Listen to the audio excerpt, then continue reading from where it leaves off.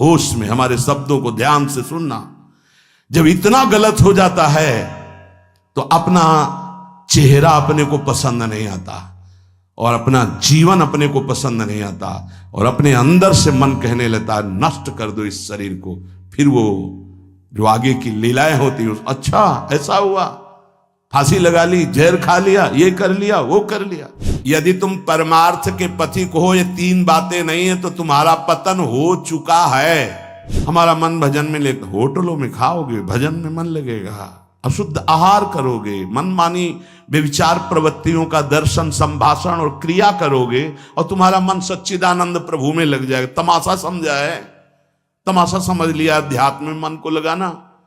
अपनी दिनचर्या में इतना पावर है कि जहर भी समन हो जाएगा। मीरा जी का समन हो गया ना। अगर नियम है 1:45 बजे उठने का, स्नान का, तो 1:45 बजे ही उठना चाहिए, 2 नहीं बजना चाहिए। अपने पास सामर्थ्य होने पर नीचापमानम सुधा, वो नीच है, हम उस पर शासन कर सकते हैं, पर उसके द्वारा किए हुए अपमान को सह गए और अंदर से मनाया भगवान तुम्हें सुखी रखे, स्वस्थ रहो।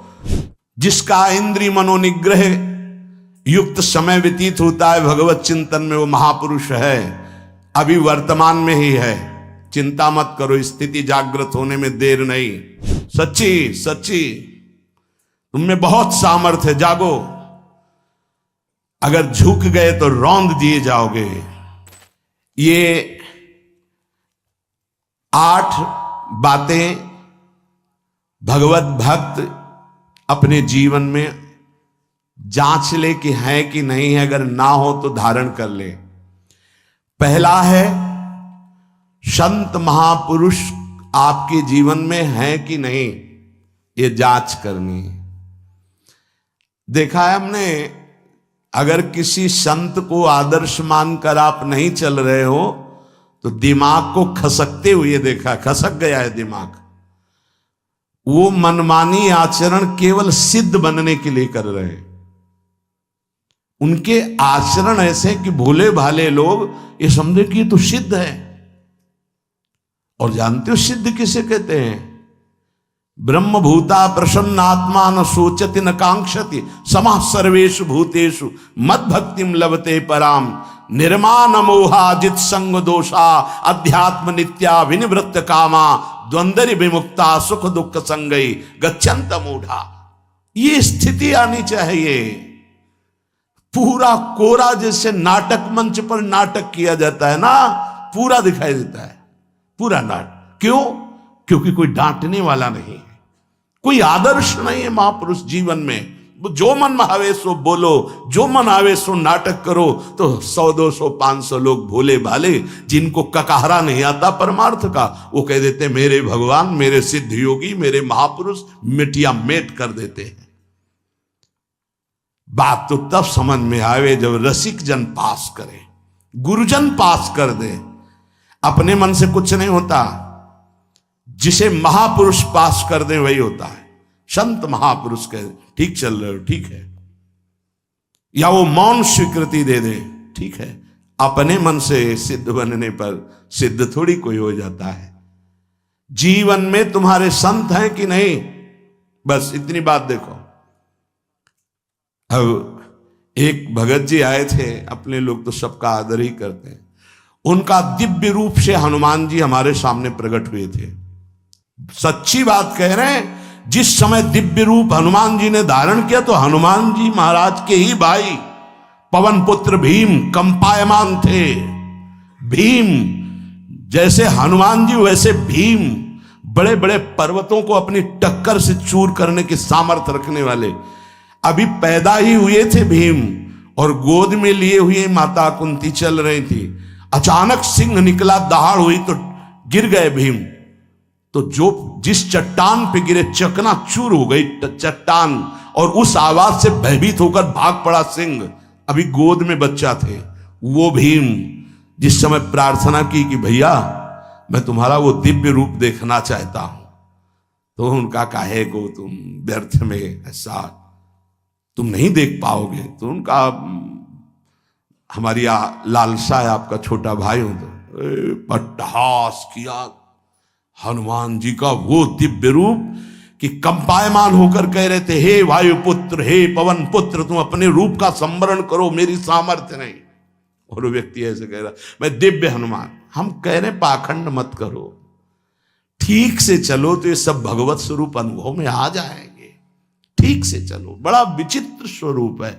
जब तक जीवन में कोई संत नहीं तो हम ये देख रहे हैं कि वो जीवन या तो पाखंड में सकिल जाएगा और या तो व्यर्थ के चिंतन में फंसा हुआ अपने को मान लेगा कि मैं सिद्ध हूं। आपका शब्द, आपकी दृष्टि, आपकी चेष्टा, तस्मात् शास्त्रम प्रमाणम ते, तब सिद्ध माना जाता है। बहुत सिद्धों के दर्शन हुए, गंगा किनारे सिद्धों का हमने कभी नहीं देखा ऐसा प्रमादी। सिद्ध प्रमादी नहीं होता। 95 वर्ष की आयु पूज्य स्वामी श्री ओंकारानंद सरस्वती जी महाराज 4 बजे एक अपने निज जन से कहते, वो स्वेटर पहना दीजिए। बोले स्वामी जी अभी तो धूप है। नहीं, अंदर अभी जाएंगे, चिंतन में विक्षेप होगा, हमारे पास समय नहीं, डाल दो शरीर में। अब इसका एक साधारण शब्द हुआ, इसका प्रभाव इतना पड़ा कि इतनी अवस्था में इतने चिंतन परायण की स्वेटर पहनना है ये स्मृति बाधा ना पहुंचा पावे, डाल दो शरीर में। कितना सूक्ष्म। बड़े बड़े महापुरुषों को देखा है, अपने ब्रज के प्रेमी जनों को और ब्रह्मबोध संपन्न दोनों महापुरुषों को, किंचन मात्र कहीं भी कोई भी शास्त्र विपरीत शब्द नहीं, 1 सेकंड की चेष्टा नहीं पाई शास्त्र विरुद्ध। और यहां शास्त्र में है ही नहीं, हो ऐसे सिद्ध हो रहे हैं। क्यों? क्योंकि जीवन में किसी आदर्श महापुरुष का अंकुश नहीं। अगर किसी संत का भय तुम्हारे जीवन में नहीं है तो ये माया रौन देगी, पक्का समझ लीजिए। कोई महापुरुष तुम्हारे ऊपर अंकुश लगाने वाला हो तो इसीलिए जो देहाभिमानी जी होते हैं भाग पड़ते हैं, क्योंकि उनकी सिद्धावस्था में वो बाधा पहुंचाएंगे गुरुजन। असली सिद्ध बनो, नाटक नहीं, तो भाग पड़ते हैं। और जो गुरुजनों की शरण में रहता है वो परिपक्व भगवत प्राप्त महात्मा बन जाता है। इसलिए पूज्य बाबा कह रहे, पहला, किसी महापुरुष का अनुशासन है कि नहीं। प्रगट में अनुशासन जरूरी है, प्रगट में अनुशासन जरूरी है। नारदानंद सरस्वती जी महाराज नैमिषारण्य के पीछे आए थे, कुछ परिकर उन्होंने बताया। अब वो पधार गए जो वहां के अधिकारी बनाए गए, विवेकानंद जी। नए वस्त्र धारण करके आ गए। सदुवई में मना है, यदि ऊपर का नया वस्त्र हो तो नीचे का पुराना और मलिन होना चाहिए।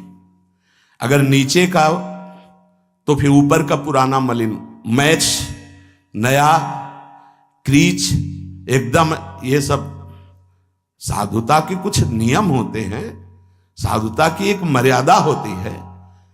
तो वो दोनों नए पहन करके आ गए, भूल हो गई उनसे, देखा शिष्य। और नैष्ठिक ब्रह्मचर्य में सफेद कपड़े पहनाए जाते, तो और वो खिले हुए ऐसे बांधे, ऐसे सब। उनकी दृष्टि गई। लाख लाख जहां बैठकर सत्संग सुनते हैं स्वामी श्री नारदानंद सरस्वती जी, बड़े ही महापुरुष थे, अपार भीड़। और सत्संग के बाद 1 घंटा सबको एकांत चिंतन करो। क्या वहां ब्रह्म ज्ञान का सत्संग होता था। प्रातःकालीन बेला पे जैसे अपने यहां सत्संग होता है, वहां थोड़ा विलंब होता था, 5:30 बजे। जो निज जनों का वो योग वासिष्ठ से कैसे तुम्हें बताएं, जो उस सभा में बस यही लगता है कितनी जल्दी देह राख छूटे और अपने स्वरूप में महापुरुषों का वचन का प्रकाश होता है। एक सत्संग होता था सामूहिक सब लोगों को, एक होता था पर्सनल, जो दिव्य साधक हैं केवल वही बैठ सकते हैं, अन्य नहीं। ऐसे पूज्य बाबा के यहां भी एक होता था पर्सनल ज्ञान का और एक होता था सामूहिक प्रवचन। तो उस समय सामूहिक सत्संग चल रहा था, काफी सब समाज लाखों की थी। देखा दूर से, एक शिष्य से कहा गौशाला में जाओ, गोबर को गीला कर दो। उनसे कहा विवेकानंद गोबर की छवियां भर करके यहां खड़े हो सत्संग के पास।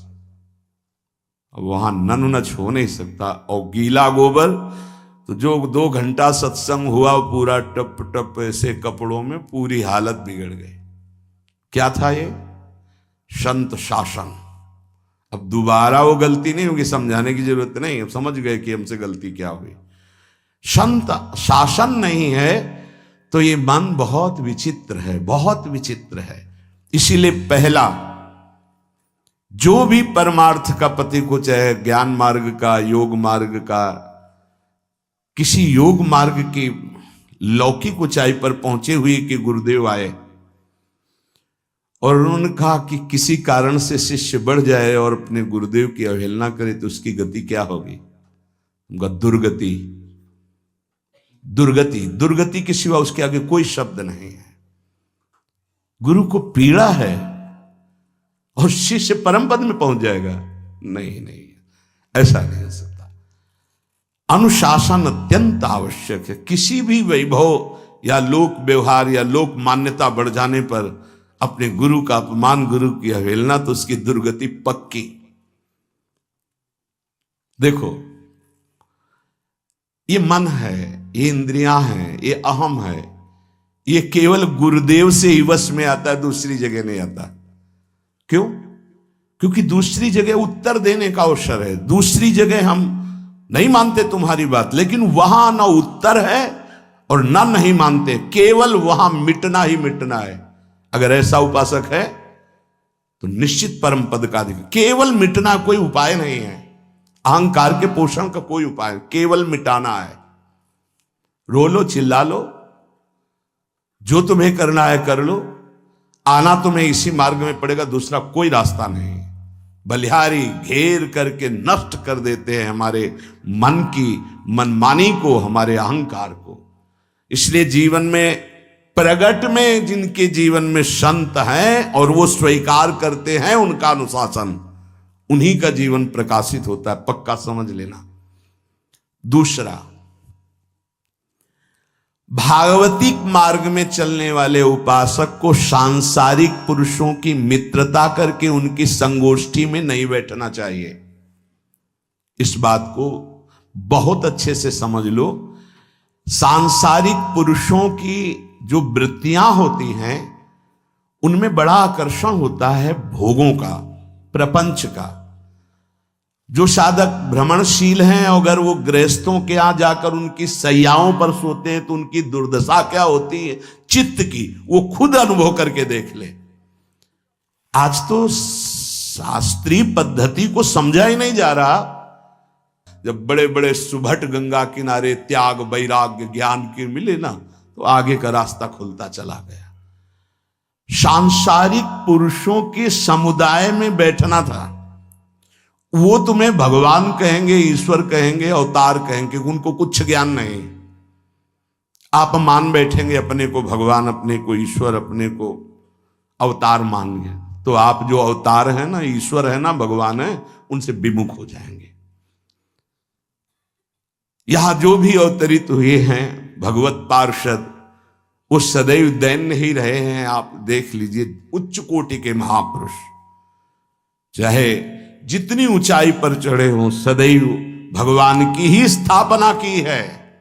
भगवान के नाम की, रूप की, लीला की, धाम की, भगवत महिमा की स्थापना की है, अपनी नहीं, अपने पार्थिव शरीर की नहीं। ध्यान रखना, जितने महापुरुष प्रकट हुए भगवान की स्थापना की। अगर हम संसारिक पुरुषों का संग करेंगे तो कई तरह से हानि हो जाएगी। सत्संग हो रहा है, बस इतने जो चाहो बैठ जाओ। हमारा पर्सनल एकांतिक केवल गुरुदेव से संबंध है और उनके द्वारा बताई हुई उपासना में हमारा समय व्यतीत होना चाहिए। कोई हमारा मित्र नहीं होना चाहिए, अलग से संगोष्ठी नहीं होनी चाहिए विषयी पुरुष की, सांसारिक पुरुष की। तीसरा, किसी भी अपनी निंदा करने वाले के प्रति कभी भी बुरा व्यवहार बर्ताव नहीं करवाना चाहिए, क्योंकि भगवान प्रेरित करते हैं निंदा करा करके महान बनाने के लिए। ये शब्द याद कर लो। जब तुम्हारी निंदा होने लगे, प्रतिकूलता होने लगे, विपत्ति आने लगे, संकट सताने लगे, तो जान लेना कि तुम्हारी अध्यात्म की भूमिका उठने वाली है, पक्का। ये अध्यात्म की भूमिका उठना बहुत कठिन होता है। अध्यात्म का प्रवचन कर लेना बहुत सरल होता है, नहीं? हाँ, चमड़ी को चिकनी करके और अध्यात्म का प्रवचन करने में कोई कठिनता नहीं, लेकिन चमड़ी और दमड़ी का राग मिटा दे फिर अध्यात्म की तरफ चले, ये किसी फक्कड़ महात्मा का कृपा पात्र ही होगा जो फकीर होगा, जिसने विश्व की समस्त भोग वासनाओं को रौंद करके अपने स्वरूप में स्थित हो गया। ऐसे महात्मा के संग के बिना अध्यात्म का रंग नहीं चढ़ सकता, और देखने को मिल रहा है। जब तक हमें अध्यात्म का परिचय नहीं है तब तक कहीं भी हम राजी हो जाते हैं। अरे राजी होने को तो टाकीज के सामने देखो जाके, हजारों की भीड़ लगती, लाइन में खड़े होते हैं, पैसा देते हैं, और क्या देखने जाते हैं? झूठा तमाशा। उनको आप क्या कहोगे? ज्ञानी कहोगे? सत्संगी कहोगे? भीड़ का इकट्ठा हो जाना कोई अध्यात्म का चमत्कार नहीं होता। तो अध्यात्म का चमत्कार तो अंतर की वृत्ति का परिवर्तन हो जाना होता है। नहीं तो अगर एक नृत्य करने लगे ना तो हजारों उसको देखने खड़े हो जाते हैं। फिर 14 संगीत बज रहे हैं, फिर इसके बाद अगर हजारों ये बैठे मनोरंजन कर रहे हैं तो इनका कोई महत्व तो नहीं। अगर एक महात्मा कह देता है कि तुम वास्तविक भगवत मार्ग के पथिक हो तो धन्य हो गया जीवन, और 1 करोड़ लोग कह दें कि परमार्थ का पथिक है तो मान्यता नहीं मानी जाएगी। ये अध्यात्म है। अध्यात्म इसीलिए कह रहे हैं कि सांसारिक पुरुषों की संगोष्ठी में रति न करे। तीसरी, अपनी जब कोई निंदा करे तो उसका भला जरूर मना देना, बुरा मत मना देना, नहीं तो अध्यात्म छूट जाएगा। अपने पास सामर्थ्य होने पर नीचापमानम सुधा, वो नीच है, हम उस पर शासन कर सकते हैं, पर उसके द्वारा किए हुए अपमान को सह गए और अंदर से मनाया, भगवान तुम्हें सुखी रखे, स्वस्थ रहो, और कभी भी हम आपका विरोध नहीं करेंगे। जब अवसर मिले तब फिर हमारी निंदा करना, भगवान तुम्हें स्वस्थ रखे, तुम्हारा कभी अमंगल न हो। ध्यान रखना अध्यात्म। चौथा, अपने मुख से कभी किसी की निंदा ना करना। निंदा व्यक्तिगत नाम लेकर के की जाती है, सिद्धांत सार्वभौम वर्णन होता है। जैसे यहां हम कह रहे हैं, वो निंदा सिद्धांत के विपरीत आचरण में जो चलते हैं उनकी है। कौन है? नाम नहीं है, रूप नहीं है। सिद्धांत में चलना एक ये मार्ग, सिद्धांत से बिलक चलना ये पाखंड है। पाखंड और दंभ की निंदा होती, और सत्य की कोई निंदा करे तो वो प्रकाशित होता है। सत्य निंदा से ढकता नहीं। जैसे कोहरा थोड़ी देर के लिए सूर्य को ढकने का नाटक कर सकता है, लेकिन सूर्य जब प्रकाशित होगा तो कोहरे की धज्जियां उड़ जाएंगी। 5वां, मान लेने की इच्छा का त्याग करके अपने समीप जो भी आवे, छोटा बड़ा सबको प्यार और मान देना। ये 8 अच्छे उपासक में सब लक्षण पाए जाते हैं। दूसरों को मान देने का स्वभाव रखना, चाहे छोटा बच्चा ही क्यों न हो। ये नहीं कि धनी मानी बड़ा आकर के धन राशि दे रहा है तो उसका सम्मान हो रहा है, और छोटा प्रणाम कर रहा है उसकी तरफ देखा भी नहीं जा रहा। नहीं, बच्चे से लेकर कोई भी सबको एक ही प्यार की दृष्टि से देखना, भगवत भाव से देखना, अपने को मान रहित और दूसरों को मान देने का स्वभाव बना देना।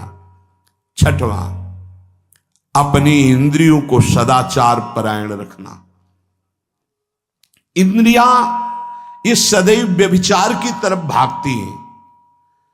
नेत्र व्यभिचार दोष, बार बार दूसरों के प्रति देखना आकर्षणकारी, कैसा भी दोष अंदर का भाव हो, नेत्र दोष। दूसरों की बातें सुनना, श्रवणेन्द्रिय दोष। वाणी से दूसरों की चर्चा करना, वाणी, ऐसे हर इंद्रिय अपने व्यभिचार में जाना चाहती है। सदाचार परायण उपासक होता है। कल की बात है, कल चिंतन हो रहा था श्रीमद् भगवत गीता जी का। अगर उपासक में सदाचार इंद्रियों की पवित्रता नहीं है तो ढकोसला के सिवा कुछ नहीं रहेगा। ये अच्छे से समझ लो। इंद्रियों का विलास चल रहा, खुला दिखाई देता है, खुला एक दृष्टि होती है उसमें दिखाई देता है। अंतर में ब्रह्म बैठा हुआ शांत मौन है और ये समझ नहीं पा रहा, केवल नाटक पे लगा हुआ है। अपना मन, अपनी इंद्रियां यदि संयम में नहीं है, सदाचार में नहीं है, तो ढकोसला ही है, आडंबर ही है, नाटक ही है, पक्का समझ लीजिए। अगर वो संयमी नहीं है, जितेंद्रीय नहीं है, मनोनिग्रही नहीं, तो अध्यात्म क्या है? क्या प्रवचन हो रहा है? किस बात का प्रवचन हो रहा है? जो अनुभव हुआ उसका हो रहा है, शास्त्र सम्मत हो रहा है। जितेंद्रियता नहीं, इंद्रिय निग्रह नहीं, मनोनिग्रह नहीं। छठवां सदाचार परायण, अर्थात इंद्रिय और मन शास्त्राज्ञा के अनुसार चले। जिसका इंद्रिय मनोनिग्रह युक्त समय व्यतीत होता है भगवत चिंतन में, वो महापुरुष है। अभी वर्तमान में ही है, चिंता मत करो, स्थिति जागृत होने में देर नहीं। बंद रखो अपनी खिड़कियों को, कहीं माया की हवा ना घुस जाए। सच्ची सच्ची तुम में बहुत सामर्थ्य है, जागो। अगर झुक गए तो रौंद दिए जाओगे। एक एक बात अच्छे से समझ लो। मुस्कुरा के, प्रेम व्यवहार दिखा के, अपनापन करके फिर तुमको अधीन किया जाएगा। माया भगवती बहुत बलवती है, ऐसे करके फिर ऐसे प्रहार करती है, क्योंकि साधक बहुत प्रवीण है। ऐसे में अपने को बचा लेगा, लेकिन ऐसे में बचाना बहुत कठिन होता है। हमारी बात को समझ लेना, ऐसे में बचाना बहुत कठिन होता है, बहुत कठिन होता है। समर्पण का मिश, सेवा का मिश, अपनापन का मिश। हमारी इंद्री, हमारा मन बहुत धोखेबाज है, हमें कोई धोखा नहीं दे सकता। ये हमारा मन, हमारी इंद्रियां हमको धोखा देती है। साधु, साधक, परमार्थ पथिक, भक्त इस बात से परम सावधान। सदाचार और सरलता, संयम के साथ हमारा समय व्यतीत होना चाहिए। किसी के गवाही की जरूरत नहीं है, किसी के प्रमाण की जरूरत नहीं। आप खुद अपने हृदय की भूमिका को नाप लीजिएगा, कितनी ऊंचाई पर चढ़ रहे हो आपको खुद अनुभव में समझ में आ जाएगा। जो इंद्रियों का गुलाम, मन के द्वारा भ्रष्ट आचरण करने वाला है, वो कुछ भी हो, कोई भी हो, कहीं भी हो, दुर्गति शब्द से ही संबंध है। जीते जी दुर्गति, फिर फांसी ऐसी लगे तेषम दुख न हो। सच्ची मानना, जब गलत हो जाता है आचरण, तो अपना मन अपने को कहता है नष्ट कर दो, ये जीवन किस काम का। होश में हमारे शब्दों को ध्यान से सुनना। जब इतना गलत हो जाता है तो अपना चेहरा अपने को पसंद नहीं आता, और अपना जीवन अपने को पसंद नहीं आता, और अपने अंदर से मन कहने लगता है नष्ट कर दो इस शरीर को। फिर वो जो आगे की लीलाएं होती, अच्छा ऐसा हुआ, फांसी लगा ली, जहर खा लिया, ये कर लिया, वो कर लिया। वो इन्हीं इंद्रिय और मन की फिसलन को नहीं सह पाया। अच्छा, किसी महापुरुष का शासन नहीं था, नहीं, उस चूक में भी बचत हो जाती है।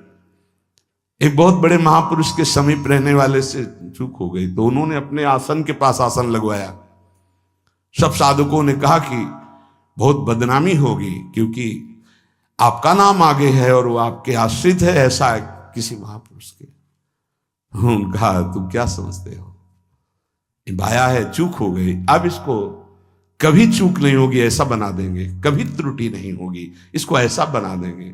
और वो फिर ब्रह्मावर्त बिठूर में रहे, और बहुत अच्छे महात्मा हैं, अब भी हैं। अगर संत का शासन है और आपसे चूक भी हो जाती है तो ऐसा बना देंगे कि दोबारा चूक नहीं होगी। पर इंद्रिय और मन को छूट देकर मनमानी आचरण करने वाला कभी साधक नहीं हो सकता, पक्का। और आप सच्ची मानना, आपकी एक बार इंद्रिय मन छूट हो गई तो जिंदगी भर दबे रहोगे, दहाड़ने लायक नहीं रहोगे। माया तुम्हारे को सदैव कोसती रहेगी, तुम्हारा हृदय जलता रहेगा। ऐसा कैसे हो गया, ऐसा कैसे हो गया। जब ऊंचाई की तरफ सोचोगे तो सामने वो अगर प्रायश्चित करके मिटा दिया है तो बात है, नहीं तो वो कर्म सामने आ जाएगा। लगेगा नहीं हम इस ऊंचाई लायक नहीं है, नहीं हम इस ऊंचाई लायक। आपसे प्रार्थना कर रहे, अगर चूक हो गई हो तो उसको मिटा दो, नहीं आगे बढ़ने में बाधा पहुंचा देगा। अपने गुरुजनों से सलाह करके उसका प्रायश्चित कर लेना चाहिए। अगर गुरुजन कर दे जाओ कुछ नहीं तो कुछ नहीं, खत्म खेल, वो निपटा देंगे, वो करुणामय है, उनमें बड़ी सामर्थ्य है। पर छठवां सूत्र, सदाचार संयम जितेंद्रियता मनोनिग्रह साधक में होना ही चाहिए। जो साधक एकांत में मनोरंजन करके अपने जीवन को नष्ट कर रहे हैं, अच्छा होता गृहस्थ धर्म में रहते, बाल बच्चे पैदा करके मेहनत करके धर्म पूर्वक कमाते और समाज की सेवा करते। यदि अखंड ब्रह्मचारी वैराग्य मार्ग के पथिक हो तो चूक ना होने पावे प्रार्थना करते हैं। इंद्रियों को शिथिल ना होने देना, मन को शिथिल मत होने देना, नहीं तो ऐसा बंधन ये बांध देते हैं कि बड़े बड़ों को सर झुकाकर चलना पड़ता है, रौंद देती है माया। ध्यान रखना, सर उठाने लायक नहीं रह जाता। अगर इंद्रिय जन्य भोगों का आकर्षण नष्ट कर दे तो अपना मन अपने को जलाता रहता, धिक्कार देता रहता। कैसे हो गया ऐसे? तो कैसे हो गया? कीन हो इसकबहु अभिमाना, सुख हो वंचा कृपा निधाना। कहीं अभिमान हो गया कि मैं ब्रह्मचारी हूं, मैं जितेंद्री हूं, मैं मनोनिग्रही हूं, तो ठाकुर जी ने दाना फेंक दिया, देख भला मनोनिग्रही है तो मत चुन।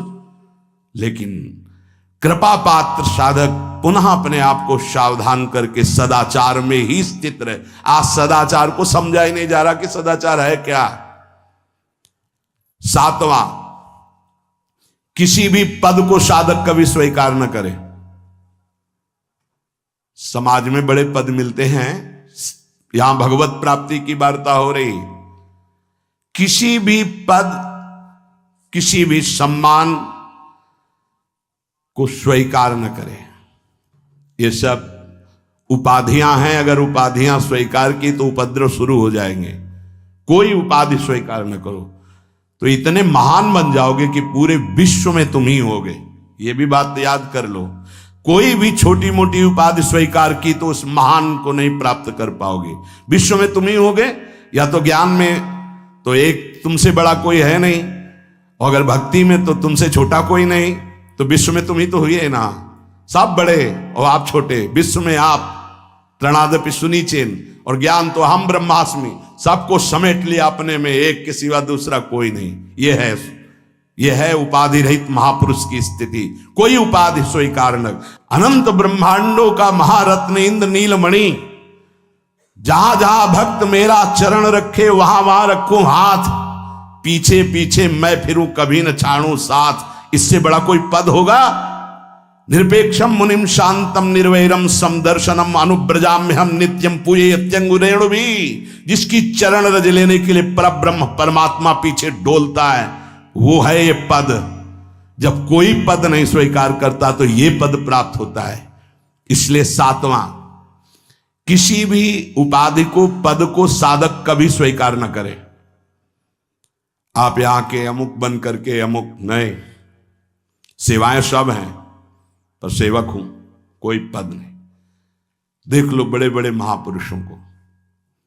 पूज्यपाद उड़िया बाबा जी ने जब देखा तो दंड का विसर्जन कर दिया कि पद की तरफ एक घसीट रहा है। गंगा जी में महाप्रभु चैतन्य देव ने गंगा जी में जो हमारे परम पद के बीच में आएगा वो सबका प्रवाहित कर देना ही उचित है। बहुत समझना, पूरे जीवन भर याद रखना, यह अध्यात्म है। अध्यात्म कभी कोई भी उपाधि स्वीकार ना करे। वो बहुत जल्दी उपाधियां सामने लिख दी जाती हैं, तभी कोई वो स्थिति ही नहीं आती। उपाधि, हमारे ब्रजमंडल में एक से एक महापुरुष हुए हैं। बाबा प्राण धन रहे हैं, कितने संत महापुरुष, और उनको यहां प्यार से ब्रजवासी जन मेरो बाबा प्रिया प्रीतम के लाडले। कोई उपाधि नहीं, कोई पदवी नहीं, कोई प्रतिष्ठा नहीं। और आठवां, ये आखिरी, किसी भी परिस्थिति में अपने आराध्य देव का चिंतन ना छूटने पावे। पूर्णता, ये तभी हो सकता है जिसके जीवन में ये तीन बातें हैं। आखिरी वाली बात, किसी भी परिस्थिति में अपने लक्ष्य का चिंतन न छूटने पावे। ये तीन बातें जिसके जीवन में हैं तो ये आखिरी बात पूर्ण होगी। आखिरी और पहली दो बहुत जोर की बात थी। पहली थी किसी संत महापुरुष का शासन, और पूर्णता आई किसी भी परिस्थिति में अपने लक्ष्य का चिंतन न छूटना। बीच में अपने आप सब आ जाएगा।